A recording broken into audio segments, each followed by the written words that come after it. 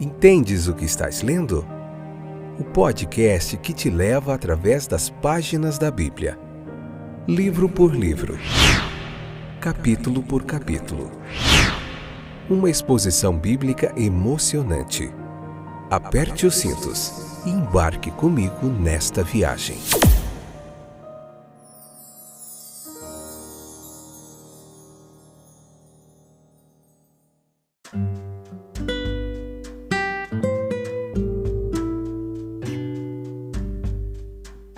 Olá, estou de volta, eu sou o Fábio, esse é mais um episódio do podcast Entendes o que estás lendo, hoje episódio número 417, Levítico capítulo 20, a parte primeira, quinta temporada.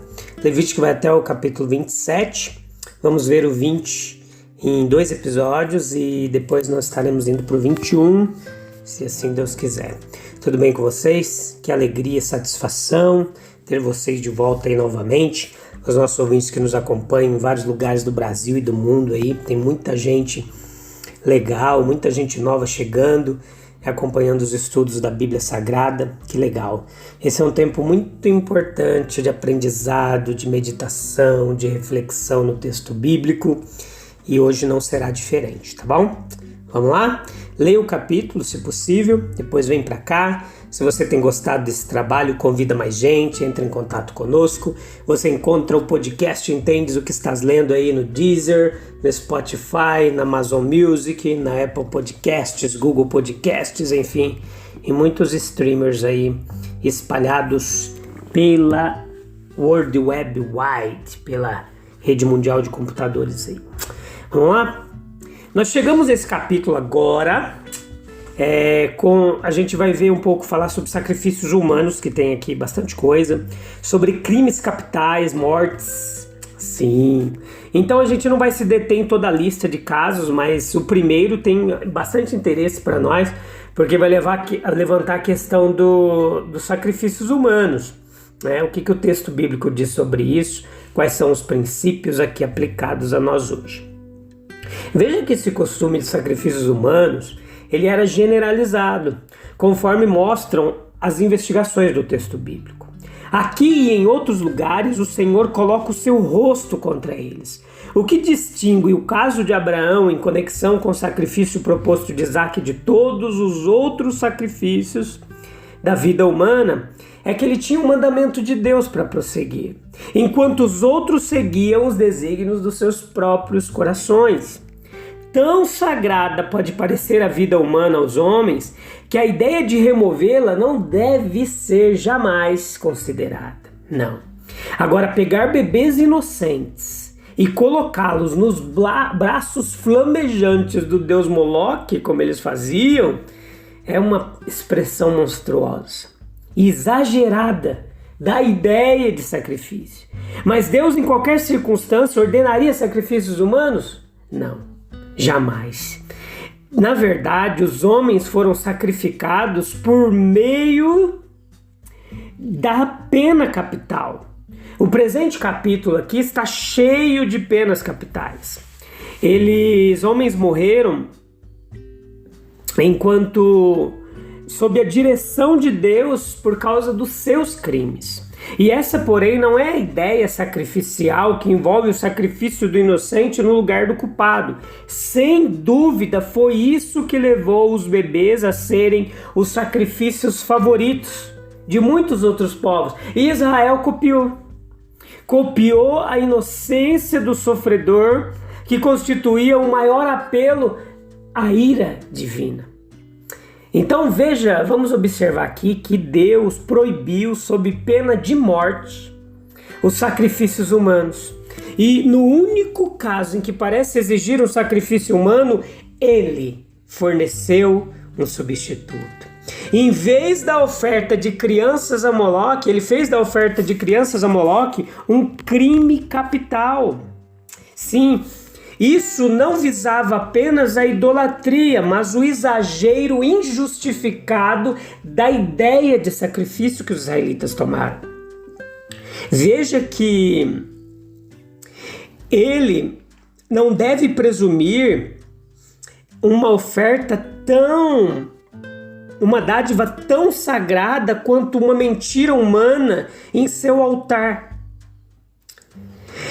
Eles podem dedicar a si mesmos e a seus filhos como seres vivos a seus serviços, mas a morte ele não exige de maneira tão voluntária das suas mãos. Ao mesmo tempo, nós encontramos a vida humana regularmente sacrificada na ordem da providência divina e no chamado do dever.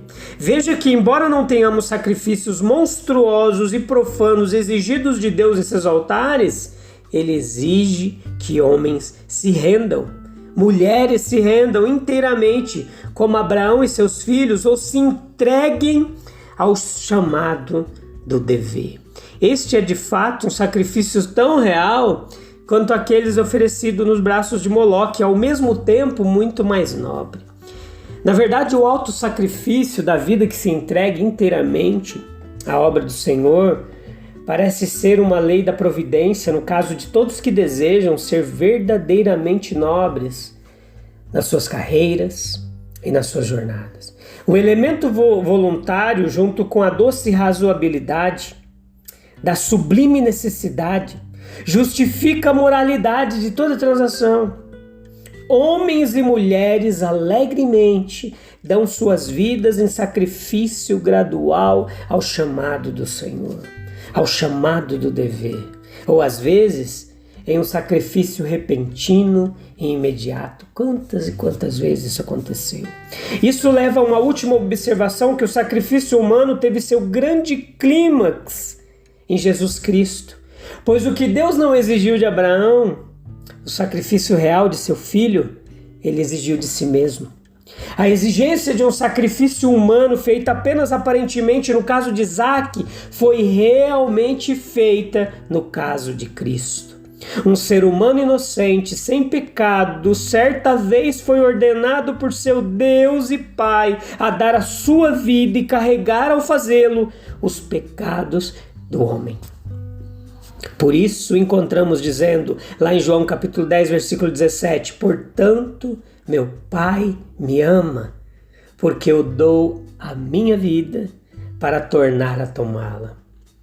Pareceria um comando severo, uma necessidade cruel, não fosse o fato de que o Pai e o Filho essencialmente são um, e o mandamento de que o Filho deveria morrer era virtualmente o autossacrifício divino. Aquele que é enviado é um em estar com aquele que envia. A expiação de Cristo é realmente o autossacrifício de Deus. Portanto, o único sacrifício humano exigido é Deus encarnado respondendo a si mesmo. A necessidade de assim expiar o pecado humano à custa do autossacrifício é, em geral, misteriosa. Mas seu próprio mistério o torna mais profundamente proveitoso para a fé.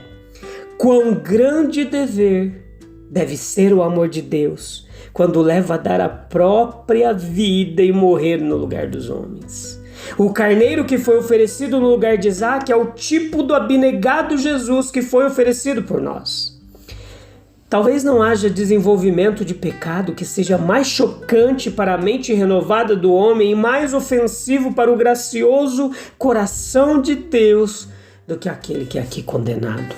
O homem que, ao mesmo tempo em que violava flagrantemente a lei de Jeová ao dar a sua descendência ao deus Moloque, apresentou-se ao mesmo tempo diante do tabernáculo, e ali ele estava contaminando o santuário do Senhor e profanando o seu santo nome. Versículo 3. Deus não desejava ver em sua presença um homem que cometia deliberadamente e voluntariamente um pecado tão hediondo.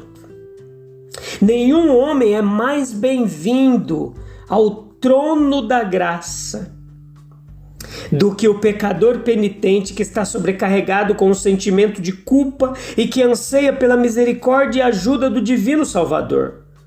Mas aquele homem que está acariciando o pecado em sua alma, não pense que sua oferta é aceita pelo Senhor.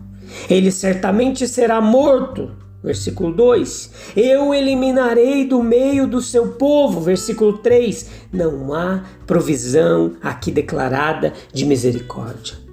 Provavelmente nenhuma foi permitida, mas as exigências da situação exigiam a morte sob qualquer circunstância. No presente momento, há uma oferta de misericórdia divina ao penitente. Quaisquer que sejam seus pecados, por maiores que sejam. Mas o impenitente deve prestar contas com o fato de ter ofendido aquele que de modo algum inocentará o culpado e que certamente não o fará. As ofensas descritas neste capítulo foram mencionadas anteriormente, pecados e suas penalidades. Pais dando sua semente a Moloque, esse deus infernal, era o rei de Tofete. Isaías capítulo 30, versículo 33, Tofete significa lugar de chama. E situava-se no Vale de Non, no sudoeste ao sul da antiga Jerusalém. E ali, segundo relatos bíblicos, faziam-se rituais de sacrifício humano dedicados aos deuses locais. Que coisa! Os sacrifícios que esse deus exigia eram humanos. Por um refinamento de crueldade, ele exigia que os pais imolassem seus próprios filhos. Eles foram oferecidos a ele nos horríveis tormentos do fogo. Nada poderia ser mais diabólico, gente. Ao denunciar a morte como penalidade por esse pecado, a razão apresentada é que ela contaminou o santuário e profanou o santo nome de Deus, versículo 3. O templo e a Shekinah estavam na terra e cometer essa maldade era, consequentemente, cometer o maior crime contra a mais terrível santidade.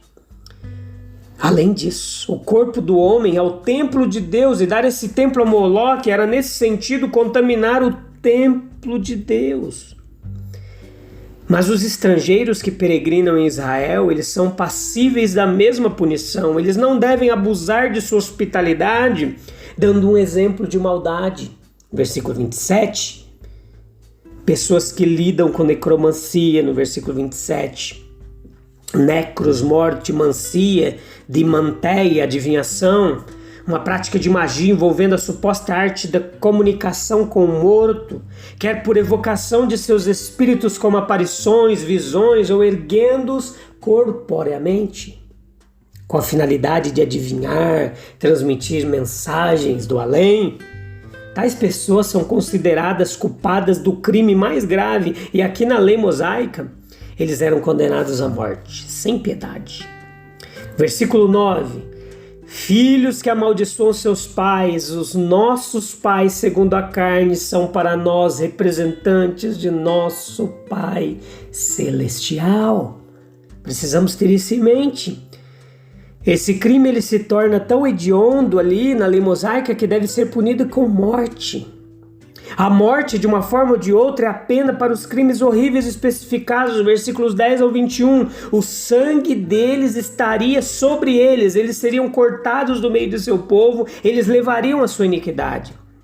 Disse que aquele homem que esconde os olhos do homem, que dá sua semente a Moloque, para deixá-lo escapar das mãos da justiça, versículos 4 e 5, é como se cometesse uma prostituição com outros deuses, com Moloque. Por cumplicidade nessa idolatria grosseira aqui, descrita como prostituição, Deus, na figura de um marido ciumento, dá sua carta de divórcio. Porei o meu rosto contra aquele homem e o eliminarei do meio de meu povo.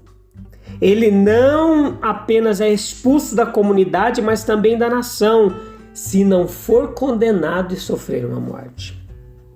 É duro para a gente entender isso. Aqui no Novo Testamento, no Evangelho da Graça, né? Mas o testemunho contra o pecado, versículos 7 e 8, é uma santificação para a testemunha. Ele os trará para habitar na terra, versículo 22, e essa posse, ela foi o penhor da melhor Canaã, era uma terra que emanava leite e mel, uma terra de fartura, de prosperidade. Ele cuidará deles como proprietário de um tesouro precioso, eles serão meus. Bem-aventurado o povo cujo Deus é o Senhor. A Bíblia, meus queridos, não é um livro de estatutos para as nações, mas um livro de princípios para iluminar a mente e o coração do homem. Não devemos impor a lei humana com base em motivos divinos, mas podemos usar a revelação divina para determinar as leis mais satisfatórias. A comparação entre a lei e o evangelho, sugerida por esse capítulo, revela a graça de Deus, o progresso da humanidade e o destino final da raça humana.